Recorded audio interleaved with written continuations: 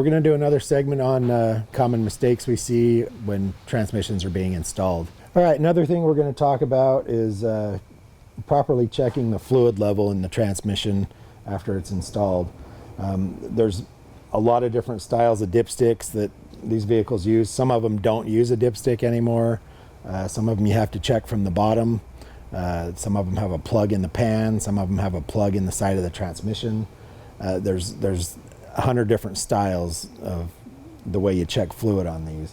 But this is another very common problem that we see is improper fluid level on these transmissions.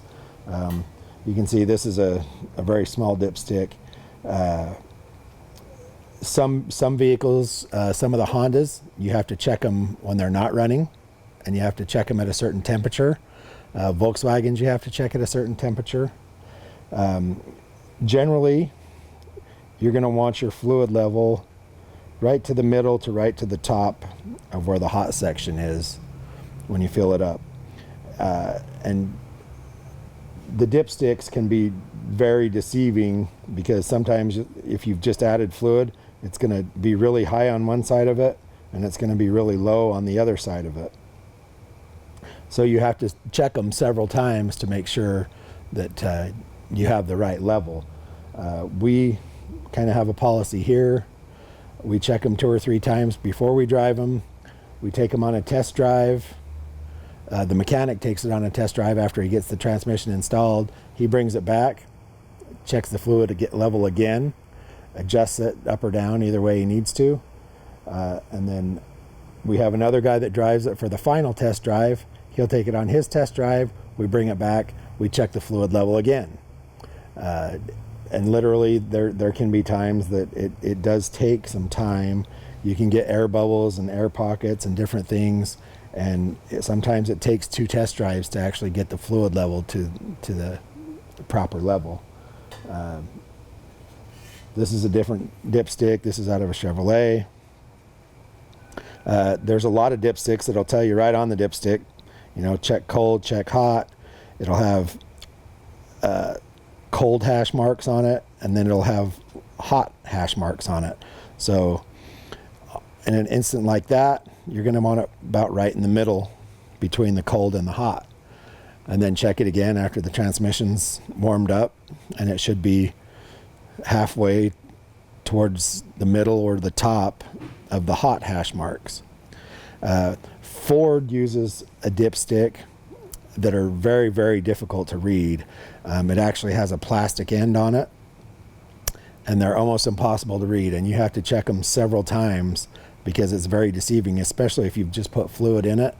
Again, it'll be one of those ones where on one side of the dipstick, it almost looks like you're 2 quarts over full, and then you flip the dipstick around, and it'll look like you're a quart under full.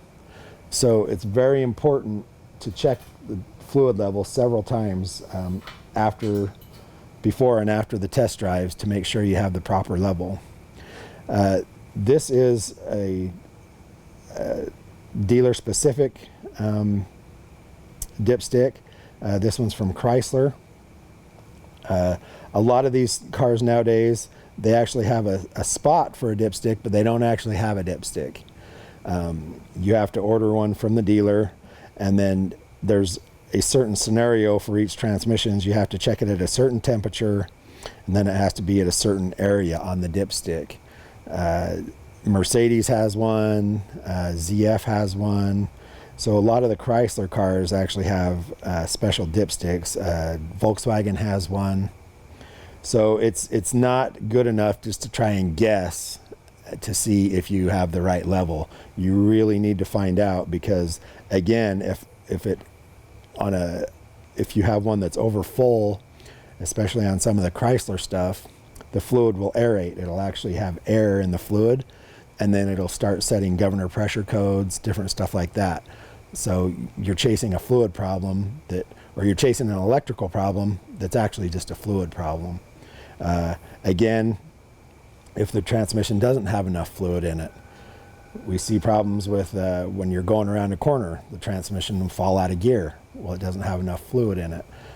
We see problems with delaying into gear because the fluid level isn't correct. It'll set codes for different kinds of pressure codes or different kinds of solenoid codes, because the proper fluid level isn't in the transmission, and it'll cause huge problems. This goes as important as fluid level as using the correct fluid in the transmission. Also another very important thing. But if you do a lot of transmissions and you do a lot of Chryslers and stuff like that, you can call the dealer. They have the special dipsticks for them. Volkswagen has the special dipsticks. Get one. It'll save you a lot of time and a lot of headache. Even just doing services. I know a lot of people, when they do a service on a transmission, they'll catch the fluid that came out of it, measure the fluid, and then put that same amount of fluid back in. Well, that's all fine and dandy, but you don't know if it was over full or you don't know if it was underfilled to begin with. So you could be just duplicating a problem and not knowing it by doing that way. So, in the instances that you can, if they have the special dipstick, order them. It'll save you a lot of time. The ones that do not have a dipstick, there's different procedures for checking them. They have the information in Mitchell. They have it in AllData. You can usually Google it online and it'll tell you how to do it. But it's very, very important. Fluid level is a huge problem that we see quite often also.